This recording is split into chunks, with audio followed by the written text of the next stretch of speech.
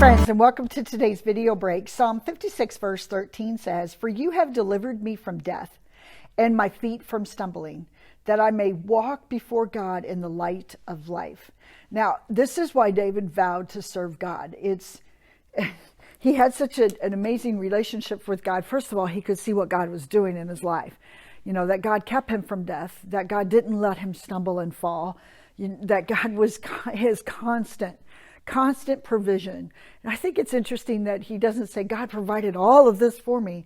No, he was talking about the interior of his heart, that God didn't let him fall and that God didn't let him escape, that he escaped death many, many, many times. But he also had this soulless place with the Lord to realize the observations in his life of where God was stepping in. And I sometimes wonder, do I notice enough? Do I pay attention enough to what God is doing in my life? What are the provisions that God is providing to me, that he's becoming my light of life, that he is where is the light coming in my life, where this is the place that God is, I see him. And have you ever taken that time just to sit in that for a little bit, even during this season of life that we're walking through right now? Things don't seem favorable, but where is light showing up that you could see? Well, I think one of the amazing things that I can see is that God is bringing families closer together, and even working at home and allowing children to be a part of what you do in your regular life. What I do in my regular life is amazing.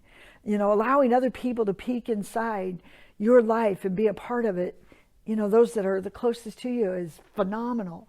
And so what is God doing? Just stop for a minute and just ask yourself, how can I see the protection and what God is providing for me and my family? David could see it. It was very obvious. Of course, he was being sought after. People were trying to kill him, but nothing could steal his heart. His heart that chased after God, his heart that loved God. He didn't allow any of those things to, he didn't sit in it and sulk. He was determined to keep focused on what God is doing. So what's God doing in your life? Maybe it's because we've paid too much attention to what we want instead of maybe what God's already provided right there.